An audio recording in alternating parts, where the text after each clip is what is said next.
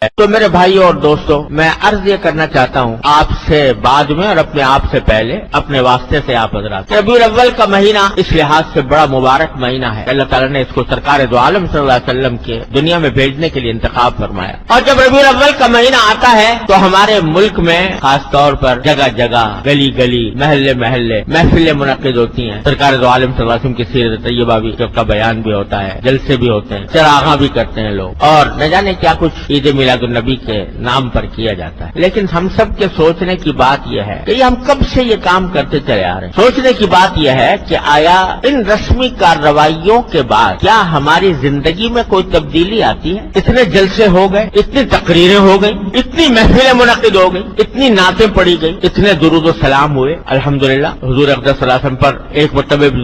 درود شریف کوئی بھیج دے تو اللہ تعالیٰ اس کے اوپر 10 رحمتیں نازل فرماتے ہیں۔ اللہ تبارک و تعالیٰ ہم سب کو توفیق عطا فرمائے۔ لیکن سوال یہ ہے کہ یہ سب کچھ ہونے کے بعد کیا ہماری زندگی میں کوئی تبدیلی آتی ہے؟ کیا ایسا ہوتا ہے کہ ان کارروائیوں سے پہلے ہم کسی سنت سے محروم تھے اور اب ان کارروائیوں کے بعد کسی سنت پر عمل کرنے کی توفیق ہو گئی؟ اگر اس سوال کا جواب ہم اپنے گریبانوں میں منہ ڈال کر دیکھیں تو بظاہر اکثر و بیشتر اس کا جواب نفی ہی میں ملے گا۔ جس ڈھب پر زندگی پہلے چل رہی تھی اب بھی چلتی ہے، پہیا جس طرح گھوم رہا تھا اب بھی گھوم رہا ہے۔ پہلے اگر سرکار دو عالم صلی اللہ علیہ وسلم کی سنتوں کی اتباع کی فکر نہیں تھی اب بھی نہیں، تو بتائیے کہ آیا اس بات سے سرکار دو عالم صلی اللہ علیہ وسلم خوش ہوں گے کہ میری امت کے لوگوں نے میری تعریفیں تو بہت کر لی، لیکن کیا میں جس کام کے لیے آیا تھا اور جو پیغام میں لے کر آیا تھا، جو سنتیں میں نے وضع کی تھی، ان کے اوپر عمل میں کیا صورتحال پیدا، اس پر عمل کی طرف دھیان نہیں، تو کیا اس سے خوشی ہوگی سرکار دو عالم صلی اللہ علیہ وسلم؟ کیا آپ دنیا میں اسے تشریف لائے تھے کہ آپ کی تعریف میں قصیدے پڑھے جائیں؟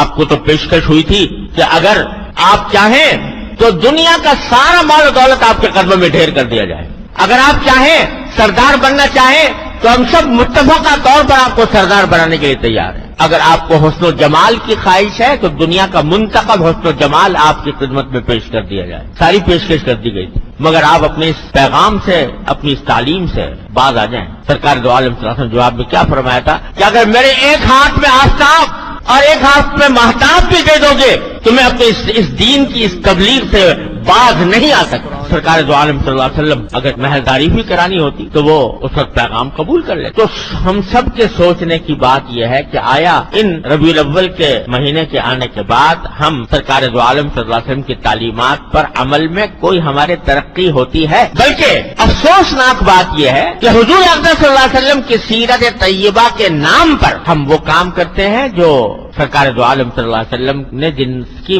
ممانعت فرمائی، جو ناجائز قرار دیے، جو شریعت میں ناجائز۔ سیرت النبی کا جلسہ ہو رہا ہے اور اس کے اندر نمازیں فوت ہو رہی، اس کے انتظام میں، جلسے کے انتظام میں، جلوس کے انتظام میں نمازیں جا رہی ہیں، وہ نماز جو بستر مرگ پر بھی معاف نہیں ہے، وہ نماز چھوٹ رہی ہے، جماعت چھوٹ رہی ہے۔ اور آج اب تو یہ ہونے لگا ہے کہ مخلوط مرد و عورت کی ملی جلی نشستیں سیرت النبی کے نام پر، مرد بھی ہیں اور عورتیں بھی بے پردہ بناؤ سنگار کر کے اس محفل میں موجود ہیں، جس کو مٹانے کے لیے سرکار دو عالم صلی اللہ علیہ وسلم تشریف لائے تھے، وہ حضور کے نام پر ہو۔ اور اب تو نعتیں، حضور اقدس صلی اللہ علیہ وسلم کی نعت اتنی زبردست فضیلت کی چیز ہے، سرکار دو عالم صلی اللہ علیہ وسلم کا ذکر مبارک، وہ نعت پڑھی جا رہی ہے اور موسیقی کے ساتھ پڑھی جا رہی ہے۔ جس موسیقی کے آلات کو آپ کو یہ فرمایا آپ نے کہ میں ان کو مٹانے کے لیے آیا ہوں، وہ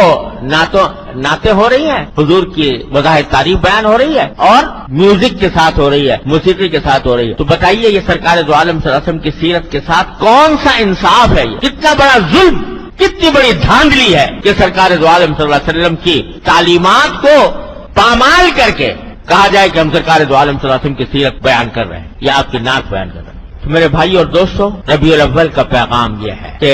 ان رسمی کارروائیوں میں پڑھنے کے بجائے یہ دیکھو اگر واقعی سرکار دو عالم صلی اللہ علیہ وسلم کے ساتھ محبت کا دعویٰ ہے، اگر واقعتاً سرکار دو عالم صلی اللہ علیہ وسلم کے امتی ہو تو کم از کم اس مہینے میں اتنا جائزہ لے لو کہ سرکار دو عالم صلی اللہ علیہ وسلم کی کون سی سنت پر ہم عمل کرتے ہیں اور کون سے پہ عمل نہیں کرتے، جس پر نہیں کرتے اس کے اوپر اب کرنے کی کوشش